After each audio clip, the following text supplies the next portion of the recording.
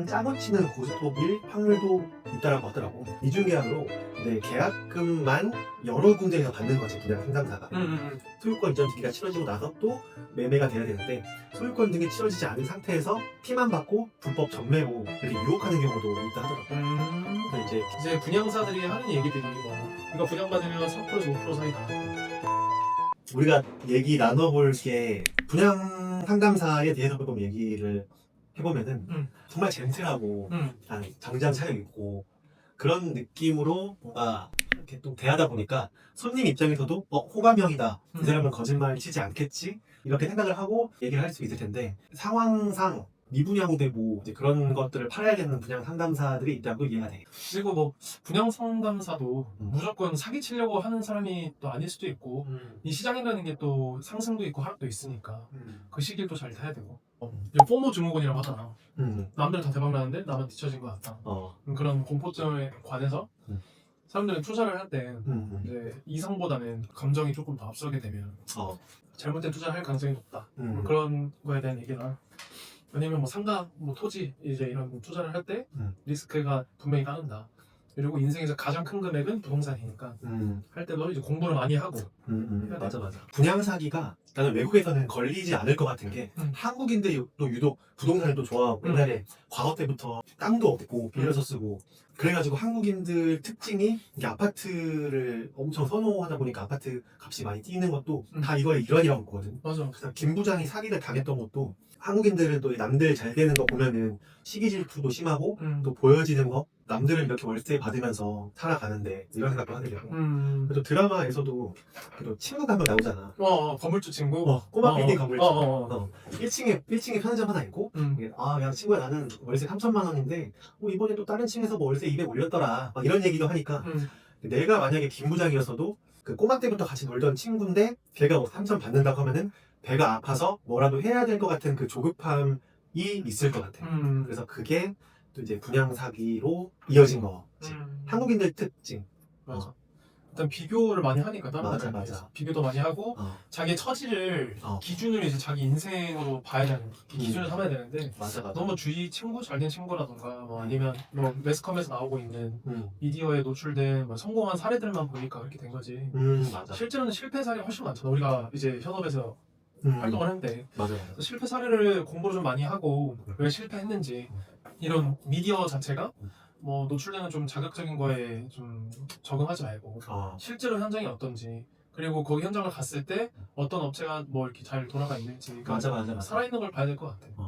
딱 부동산 어느 한 분야에만 전문가라고 하면은 안 된다고 생각하는 게, 이제 가서 검토해야 될 대상이 너무 많아. 맞아. 또 특히 분양 상가 같은 경우는 건설사가 이렇게 분양해가지고 나중에 월세 얼마 받겠네가 끝이야. 수익성 검토는 당연히 해야 되는 것도 맞는데 상권 분석을 해야 되더라고. 맞아.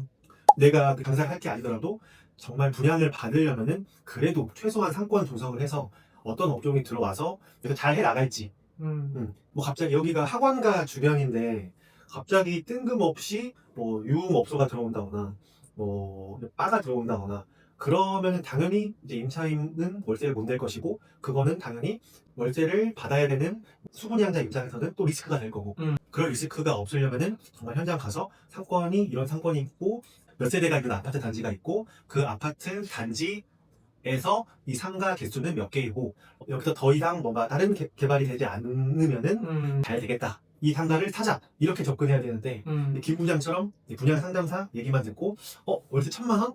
프랜차이즈 업체? 내가 아는 그 이제 뭐 인생 맥주나 뭐 컴포즈 커피나 메가 커피가 들어온다고? 그러면 이거 사야겠다 하고 덜컥 사면은 큰 화를 부른다. 이걸 좀 많이 그거는 어떤 것 같아. 근데 이게 진짜 운의 영역인 게, 진짜로 들어오려고 했다가 안 됐을 수도 있고. 맞아. 또 진실은 사실 한국은 너무 사기를 또 잘 치니까, 머리가 너무 좋아요. 뭐. 그럴싸하게 사기를 치니까. 맞아. 사실 뭐 뉴스에도 보면 우리 같은 뭐 부동산 관련 일을 해도 그 업종을 종사하는 사람조차도 속여서 치는 게 사기잖아. 맞아. 그래서 부동산 사기는 사실 뭐 서류상, 행정서류상 문제가 없다면 맞아. 합법이기도 하고, 실제로 뭐 그거를 다 뭐 증빙을 하고 해도 그 사람이 사실 뭐 악의인지, 또 혹은 그걸 모르고 순수하게 뭐 했는지, 그거는 뭐 알 수가 없기 때문에 그게 진짜 어려운 문제인 것 같고. 맞아. 그리고 한국은 특히 이제 상권 자체가 너무 빠르게 움직이기도 하고, 실제로 또 뭐 업종 자체 뭐 한 2년? 뭐 3년 내로 거의 다 폐업을 하는 실정이니까 어. 뭐 한 번 잘 됐던 업체가 또 망하면 또 바뀌어야 되고 그 상가라는 것 자체가 좀 그게 리스크가 큰 것 같고 뭐 토지 뭐 아파트 뭐 매매 뭐 빌딩 매매 뭐 이런 거 여러 가지가 있지만 실질적으로 이런 상가 한 호수를 받는 매매는 정말 리스크가 크다고 생각해요. 그런 위험도 있는데 만약에 정말 대놓고 사기치려고 접근하는 사람을 막을 방법이 없지. 그치. 그건 진짜 운의 영역이고 이렇게 작정하고 뭐 서류 조작해서 뭐 혹은 합법적인 서류를 가지고 뭐 사기를 치려고 한다. 그러면 어느 누구도 사실 안 당할 수가 없지. 맞아. 우리 같은 전문가들이라고 하더라도 뭐 10년 이상 종사하더라도 그거에 대해서 사실 알 수가 없다고 생각해. 뭐 법률적인 문서가 너무 다 합법적이고 뭐 나쁜 마음을 우리가 알아낼 수 없는 한 결국 당하지 않을까 싶은데 뭐 아무튼 진짜 안타까운 얘기이기도 하고 거기서 나왔던 뭐 실제로도 그 촬영 장소로 했었던 상가를 가보니 실제로도 다 공실 상태였고 진짜? 뭐 그런 얘기가 있더라고. 그래서 진짜 뭐 현실적인 얘기를 너무 잘 투영시킨 맞아. 그리고 지금 시기가 이제 지금 25년도인데 지금 이 시기가 그 분양상가는 최악이다라는 게 깔려있는 시기인 것 같아.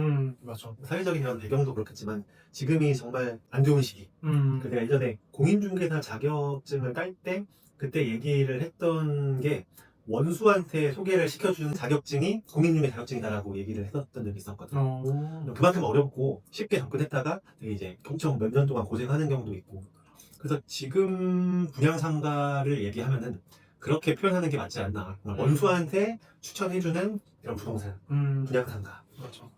상가라고 분양이라고 해서 무조건 뭐 아니라고 할 수는 없고 분명히 상가 전문으로 해서 뭐 이득을 보고 계시는 분도 계실 거고 맞아. 뭐 현금 흐름에 분명히 많이 땡기시는 분들 계실 거야. 그래서 뭐 일반화의 오류가 될 수도 있고 그렇지. 이걸로 해서 무조건 상가는 투자하지 마라 이럴 수는 없지만 그렇지. 확률적으로 봤을 때 그러니까 뭐 빌딩 매매 같이 뭐 토지 같이 이렇게 어떤 리스크를 좀 보완할 수 있는 뭐 1층에 비어 있으면 2층, 3층이 차 있어서 뭐 월세가 들어온다거나 이런 해칭 좀 방어가 할 수 있는 것들이 있으면 괜찮은데 상가는 한 개 호실로 승부를 봐야 되고 그 입지로 승부를 봐야 되는데 거기서 만약에 공실이 발생하게 되면 내가 해칭할 수 있는 어떤 리스크를 보완할 수 있는 게 없고 그리고 나중에 시세 차익 부분에 대해서도 나중에 뭐 상가가 오르는 경우 많이 없더라고. 뭐 시세 차익을 올리려면 뭐 방법이 사실 수익률밖에 없는데 임대료를 많이 올리기도 뭐 하고 왜냐면 우리 같은 사람들은 수지 분석이 되고 매출 분석도 되고 거기서 이제 얼마의 매출 나올까라는 걸 주변 시세를 통해서 알 수가 있으니까 그런 걸 통해서 예상 매출을 잡으면 사실 임대료를 또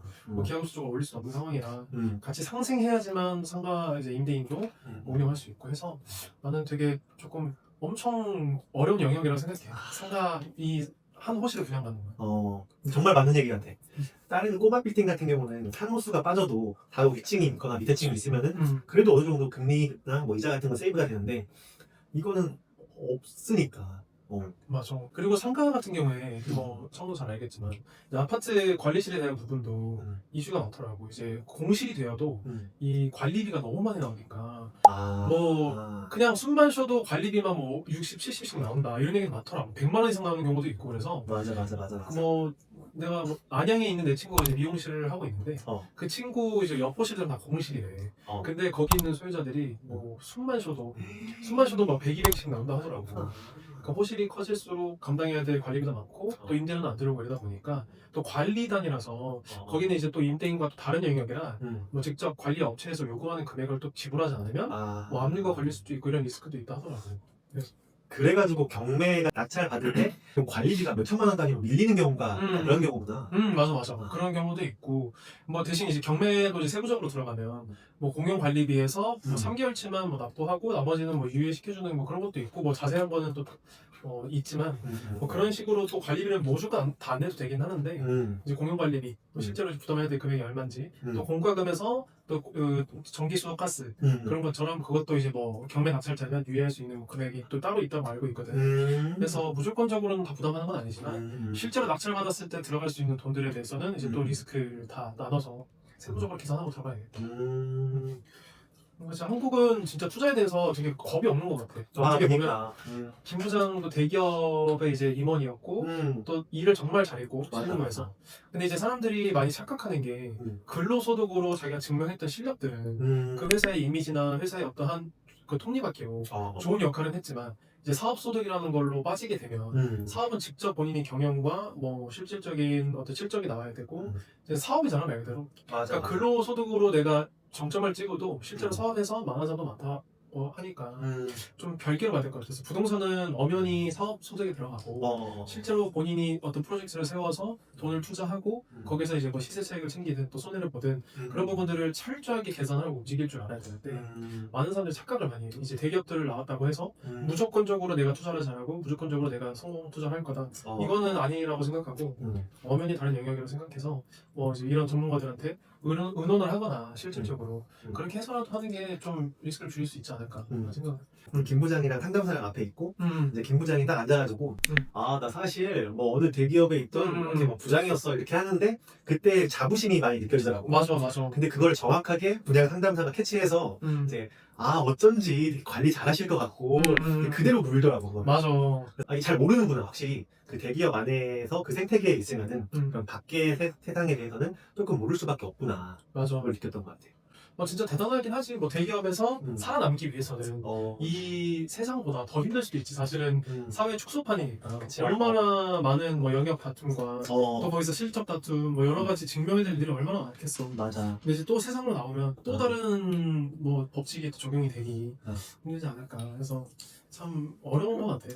근데 이게 드라마에서만 그치는 게 아니라 현실에서 많이 일어나는 일이니까 그치. 또 대기업 퇴직하고 정말 많이 당하는 사기 중에 하나가 그 구분상가에 대해서 사기를 많이 당하는 거. 근데 그 중에서도 이제 이번에는 거짓 임차인으로 사기를 당했지만 이런 경우도 있대.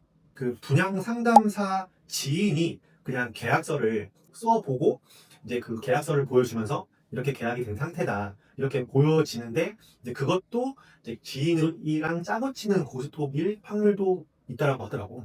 나 그거 겪어봤어 실제로. 아 진짜? 내가 이제 알던 지인이 분양 쪽에서 이제 부동산 하나 분양 쪽으로 넘어갔고 뭐 얼마 안 있다 전화가 오더라고. 전화가 와서 이런 분양이 나왔고 한번 와서 도와줄 수 있느냐. 물론 거절을 했지. 근데 그게 엄연하게 이루어지고 있는 것 같더라고 내부적으로. 뭐 보험사도 처음에 입사를 하면 지인들한테 소개를 해라 이렇게 하지만 분양도 분양에 가면 그런 어떤 실무적인 그 편법이 있는 것 같더라고. 그러니까 그것도 어떻게 보면 불법이지. 사무소 위조가 될 수도 있겠지. 왜냐면 그거를 작성을 할 때 뭐 진짜로 매매하려고 하는 게 아니라 실질적으로 어떤 증명을 그냥 사용하기 위한 영업에 사용하기 위한 용도로 거짓으로 쓰게 될 경우에는 사실 뭐 위험할 수 있지. 그건 절대 안 되지. 사기라고 봐야겠지. 그런 경우도 있고 해서 정말 뭐 그 사람들은 생계를 위해서 어쩔 수 없겠지만 사실 그걸로 인해서 어떤 누군가는 피눈물을 흘릴 수도 있고. 그렇지 맞아. 그래서 난 그게 참 위험하다 생각하고. 그 수법이 여러 가지가 있는데 뭐 이번에 김 부장 사기 당했던 가짜 임차인 그리고 이중계약도 있대. 이중계약으로 이제 계약금만 여러 군데에서 받는 거지 분양 상담사가. 그거 나중에 뭐 해결되겠지. 이렇게 하고 그냥 계약을 계속한대. 그리고 작은 금액으로 계속 수익을 올리는 거고. 그럼 그 계약금을 훔치고 다른 정적한 거야? 그 대신 다 이중계약으로 사람들은 피해자가 많은 거고. 그치. 너무 심각한데? 시세 차익 유혹. 그러니까 이번에 분양 받으시고 내가 한 3개월 정도만 있다가 내가 프리미엄 얹어가지고 다른 사람으로 이제 한 예를 들어 3억에 매입을 하시고 내가 3억 5천에 매입할 사람 내가 또 구해주겠다. 이 정도 인프라랑 상권이면은 분명히 프리미엄 붙는다. 이렇게 얘기를 했는데 거기는 전매가 안 되는 거지. 정상적인 매매 계약이라면은 소유권 이전 등기가 치러지고 나서 또 매매가 돼야 되는데 소유권 등이 치러지지 않은 상태에서 피만 받고 불법 전매로 이렇게 유혹하는 경우도 있다 하더라고. 그래서 이제 김 부장님이나 뭐 이렇게 퇴직을 하고 이런 구분 상가를 매입을 중개하시는 분들은 그것도 알아봐야 된다. 그리고 이거 외에도 엄청 많아. 근데 이거를 일반인이 어떻게 다 알고 투자를 해? 그치. 말이 안 돼 이게. 그러니까 이게 진짜 생계로 연결이 되는 것 같아. 투자를 할 때는 이제 모두 뭐 희망회로를 돌리잖아. 기쁜 마음으로 부자가 될 것 같은 생각으로 그냥 투자를 이루어지는데 우리처럼 이제 생계가 연결이 돼 있고 생업이면 정말 실수를 하지 않기 위해서 좀 더 꼼꼼하고 더 리스크를 잘 따지면서 보게 되잖아. 근데 이제 그 손님들은 오히려 그냥 희망회로만 돌리다 보니까 맞아. 이제 그 이면인 그림자를 잘 못 보는 것 같아. 그래서 우리는 우리의 역할들은 뭐 그림자를 봐주고 뭐 어떤 위험이 있는지 어떤 것들을 봐야 되는지를 잘 따질 수 있겠지만 일반 사람들은 확실히 떨어질 수밖에 없다고 생각하고 진짜로 패가망신하고 싶지 않으면 너무 귀찮고 힘들더라도 부동산에 대한 공부를 많이 해야 될 것 같고 아까 얘기했던 것처럼 챗GPT에다 검색을 해도 뭐 정확도가 100%는 아니겠지만 맞아. 그래도 최소 80에서 90% 사이라고 생각은 해. 뭐 없는 얘기도 지어낼 수 있겠지만 그런 대중적인 사기 같은 경우에는 뉴스를 통해서 취합된 얘기이기도 하고 실제로 있는 수법이 거의 다 나오거든. 그래서 챗GPT에 검색을 해서라도 뭐 틀린 정보일지라도 최대한 리스크를 줄일 수 있는 방법을 수집을 해서 대안을 뭐 세우는 게 제일 좋은 것 같아. 맞아. 아는 것이 힘이다가 맞는 얘기 같아. 근데 진짜 부동산 투자는 공부를 많이 해야 손실을 좀 덜 본다고 생각하고 만약에 투자를 잘못했을 경우에 내가 직접 운영이라도 할 수 있을 정도로 그런 의지를 가져야 될 것 같고 그 매장을 사실 내버려두게 되면 사실 세금만 나가니까 맞아. 정말 급매로 팔거나 빨리 거기서 나오거나 아니면 내가 거기를 어떻게든 살리려고 계획을 잘 세워야 될 것 같고 나도 지금 적부개발 위주로 하고 있는데 가구업체 얘기했던 데 있잖아. 1월 초에 계약을 쓰려고 하는데 이제 거기 임대인 분들이 4개 호수 계약을 하는데 그 합쳐가지고 19억 정도라고 하더라고. 근데 지금 임차를 맞출 때 지금 380에 협의 보고 있어. 그러니까 완전 처음에 생각했던 거랑 아예 다른 거지. 그러네. 수익률이 완전 다르네. 380에 19억이면은 2%? 2.4% 정도? 지역이 어디야? 하남. 하남. 그치. 뭐 하남 정도 사실 서울 경기는 뭐 수익률 자체가 상가 같은 경우는 뭐 3% 넘어가는 게 뭐 상품이 많다고 하지만 실질적으로 우리가 뭐 실물을 하나 보면 대부분 2% 초반대니까. 그래서 사실 뭐 완전 최악이다라고 볼 수는 없을 것 같고 그냥 평균치 금액을 받는 것 같고 이제 분양사들이 하는 얘기들이 뭐 이거 분양받으면 3%에서 5% 사이다. 사실 거기에 전혀 뭐 도달하지 못한 수익률이긴 하지만 대부분의 실제 현장에서 보는 뭐 수익률들은 2% 초반대가 거의 다 난다고 생각해요. 근데 그분들이 또 워낙 급하고 공실 기간이 오래됐다 보니까 말만 하면은 협조해줘. 지금 렌트 프리고 지금 처음에 1개월 얘기했는데 지금 3개월까지 협의 받고 그냥 급하니까 3개월까지 협의 보고 금액도 한 개 호수당 1,000만 원에 한 100 정도로 맞추려고 했었는데 지금 1,000에 80까지 떨어졌고 이제 보증금도 1,000에서 800 정도로 지금 디스카운트 해가지고 지금 계약을 만들어낸 거거든. 그래서 그렇게 좀 급하게 분양을 받거나 나중에는 이렇게 조금 힘든 경우도 많이 발생한다라는 거를 많이 느끼고 듣고 있지. 그래서 부동산은 정말 손해보는 사람이 있으면은 이득 보는 사람이 있는 시장이고 맞아. 여기 이번에 하남에서 내가 계약할 때도 지금 이득 보는 사람은 들어오는 임차인은 싸게 들어와서 너무 좋지만 지금 이미 산 수분양자 지금 임대인인 분들은 너무 저가로 임차를 맞추시고 이제 사실 이자도 안 나오지. 그치. 그래서 지금 우리가 뭐 처음 얘기했던 것처럼 서울 자가의 뭐 대기업단위 김부장 뭐 드라마처럼 일단 뭐 투자에 관련해서는 절대 쫓겨서 투자하면 안 돼. 포모라고 해서 뭐 누군가는 성공하는데 난 안 되는 것 같다. 그래서 나도 빨리 같이 따라가야지 하면서 이런 공포심에 쫓겨서 하는 투자는 정말 위험한 것 같고 그리고 뭐 대기업에 나와서 그 사람이 내 능력을 너무 과대평가를 해서 뭐 이 투자 자본 시장에서도 먹힐 거다 이런 생각을 하는 건 되게 위험한 행동인 것 같고 대신에 나는 개인적으로 뭐 은퇴 자금을 가지고 치킨집 차리는 것보다는 뭐 그런 이제 임대인이 돼서 뭐 실제로 소유하게 돼서 하는 건 너무 좋은 방향인 것 같아. 다만 이제 분양 상담사도 뭐 나쁜 마음으로 먹으면 그렇게 사기칠 수 있음을 알고 항상 주의를 가지고 움직여야 될 것 같고 그래도 모든 상담사가 나쁜 건 아니라고 그런 건 좀 생각했으면 좋겠고 대신에 그렇게 좀 심각하게 어떤 메시지를 전달하기 위해서 작가가 작성한 거니까 그거를 이제 뭐 대리 간접 경험을 통해서 공부를 하는 것도 정말 좋은 것 같아. 자, 이 드라마 자체를 부동산 관련된 유튜버가 책과 드라마를 만들다 보니까 부동산에 대한 얘기가 많이 나와서 우리 업계에 있는 사람 입장에서는 되게 공감도 많이 되고 맞아 이거 조심해야 되는데 이것보다는 다른 쪽 투자가 조금 더 좋은데 이런 것들도 많이 알게 됐던 그런 드라마였던 것 같아. 맞아. 그래서 한국은 뭐 가장 많이 투자가 되는 상품이 결국엔 돈 벌면 다 부동산이잖아. 맞아. 그래서 근데 그런 거에 비해 컨텐츠가 부동산에 관련된 컨텐츠는 되게 없다고 생각해. 드라마나 영화나 그런 것들이 많이 안 나오고 있고 또 경각심을 줄 수 있는 어떤 미디어의 역할이 부족하다고 생각하고 있는데 너무 좋은 시기에 좋은 이야기로 나와서 맞아. 너무 재밌게 잘 봤고 우리도 항상 부동산 투자에 대해서 공부해야 되고 투자자 입장에서도 투자를 항상 할 때는 뭐 정말 공부를 많이 해서 리스크를 최대한 줄여가지고 움직였으면 좋겠어. 너무 공감이 되는 게 우리가 부동산에 대한 정보를 얻으려면은 보통은 전반적인 사람들은 다 네이버 부동산이나 뭐 이런 경제 잡지나 뉴스 같은 거를 통해서 보는데 정부의 이런 내용들을 포함되어 있다 보니까 우리가 그것도 당연히 참고를 해야겠지만 이런 업계에 깊숙한 것까지 보면서 이제 투자를 결정을 해야 되고 그래야지 좀 객관성을 따질 수 있고 그게 되게 중요한 것 같고 근데 내가 직장이 있거나 그러면 그럴 시간이 안 나잖아. 결국에는 부동산은 발품이라고 하는데 내가 일을 하고 있는데 발품을 팔 수 없으니 좋은 부동산 업자들이랑 함께 해야지 도움을 받을 것 같아. 맞아. 그리고 이제 투자할 때 뭐 집합 건물이라고 하지. 아까 상가 투자 같은 것들도 정말 조심해야 되고 또 내 지인이라면 난 지식산업센터 투자 관련해서도 절대 하지 말라고 알려. 지식산업센터도 뭐 입주를 하기 위해서는 정말 까다롭거든. 뭐 국가에서 요구하는 어떤 조건들이 있어. 그래서 그런 요구하는 업종들에 대해서 뭐 입주를 할 수 있는 어떤 뭐 특혜를 주고 이렇게 하지만 실질적으로 일반 업종이 들어가기엔 좀 어려움이 많거든. 그러니까 진입장벽이 꽤 높은 편이야. 그래서 지식산업센터를 만약에 분양받거나 임대인이 된다고 하면 임차를 받기가 되게 어려워 생각보다. 그리고 나중에 향후 매각에 대해서도 정말 문제가 없기 때문에 나는 오히려 난이도를 보면 지식산업센터가 가장 어려운 난이도고 두 번째가 나는 상가라고 생각해.